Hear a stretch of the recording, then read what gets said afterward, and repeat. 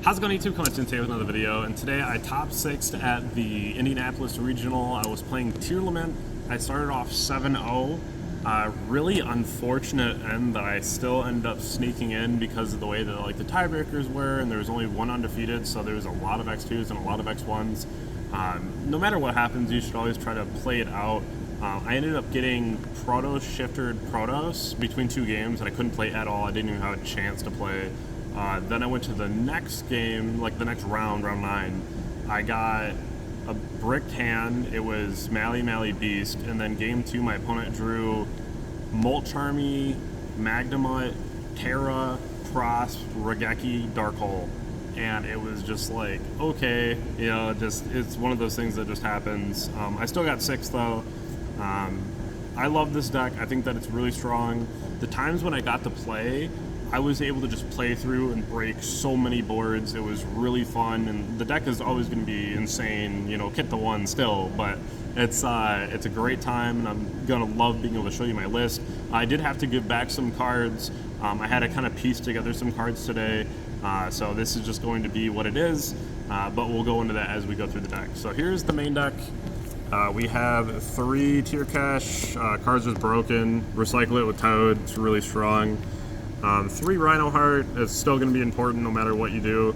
Rhino Heart is just going to be the best card at the moment. I was playing Serpent for a long time, but Serpent's just not as efficient as this is, and this just became a lot better once we got more hits on the list.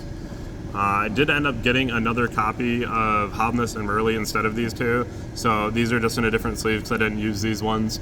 But one of each, of course. 3 Planet as well. And that's just the main deck tier lineup.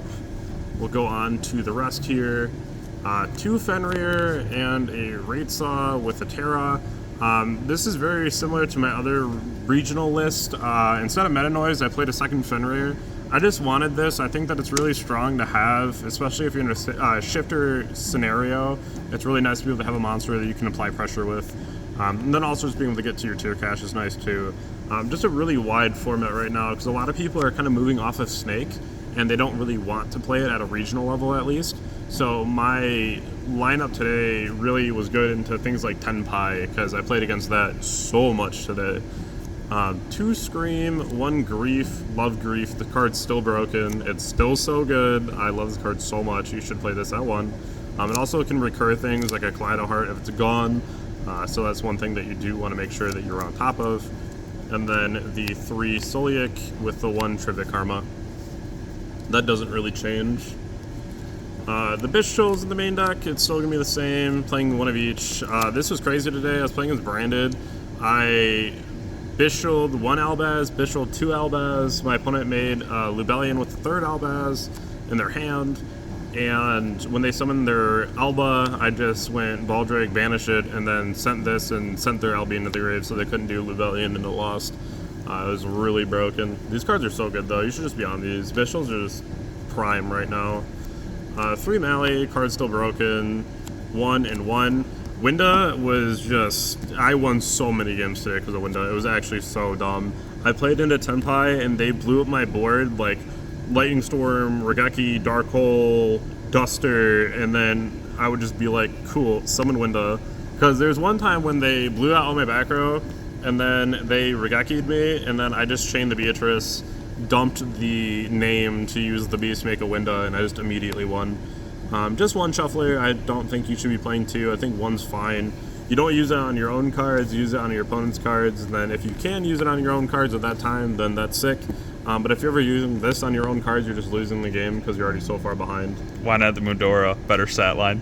So the Mudora has a better stat line, but listen, Keldo is the GOAT, and I'm just going to play Keldo. I'm a Keldo believer, a Keldo truther. I'm playing Keldo. 1 call by. I saw this and Crossout in 1 hand today, and 1 hand only, and they were together. I mean, I would still play it, but just never saw it today. Talent, this card's absolutely insane. Just being able to force out cards, especially like engravers that are left on board and what have you, or like if your opponent Bishuls you and you can just make a free Beatrice. If Beatrice gets banned, I'm just going to play the Pilgrim Reaper, it's fine. 1 and 1, just really good card. Some people cut this, but you should just play it. It's just consistency. I play so many engine cards. You guys know how I usually do my list, so just wanted to make sure I see as much consistency as possible. Horus cards. So the Horus cards also, I had to hand these back, but it was 3 Imseti, 2 Sark, and then 1 Happy. I'm just gonna get mine again with the tins, so I just didn't really want to own them at the moment because they're just gonna get reprinted anyway, so I just borrowed them. But 3 Imseti, 2 Sark, and then 1 Happy.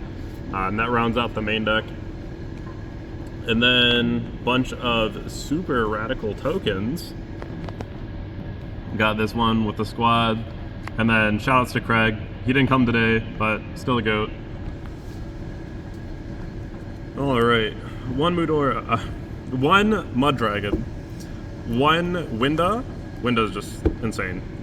1 Garura, 1 Dangerous. Me and Spencer behind the camera were actually talking about this because we were talking about, do you get rid of Dangerous or do you get rid of Dark? And I ended up siding the Dweller because I just thought this would be really powerful today. It didn't really come up. I sided in one time, didn't see it though, didn't summon it. But these two today were broken together. I used this like 100 times today. It was so good. I actually reborn my opponent's access code and then used the access code to pop cards off their board. Which was really broken, and then this came up a lot for making Beatrice, but I'll just leave Dark over here too. Dark is very strong. 1 Drago, 1 Kaleido. You're never not playing these cards. These cards are literally the entire deck now. They're so good. Bannable, Zombie Vamp, and then my own flair to the deck is always going to be IP with this. Either or is really strong. If you ever get into a situation where your opponent drops talent on you, you just make this, which is really strong because your opponent can't take it. You can also make this and then just banish something because you activate it on their board, which is also really nice. Just makes talent feel a lot worse into you, especially if you have this card. I always recommend playing IP, it's really strong. You can also do this. I found a really nice play that you could do when you have this and this on the board. You can dump this, you can dump Beast with this, and then use this to go into sprint, dump them early, and then make a window at any given moment, especially if you're playing against Tenpai. Because your opponent goes to like blow up your board and you're like, alright, cool, chain, and then you summon a window after they use all their blowouts. And the window also just doesn't lose to a lot of the blowouts. So it's really hard for them to play through the window. The last thing here is going to be my side deck. I played the 1 Dweller. Again, I didn't really need it.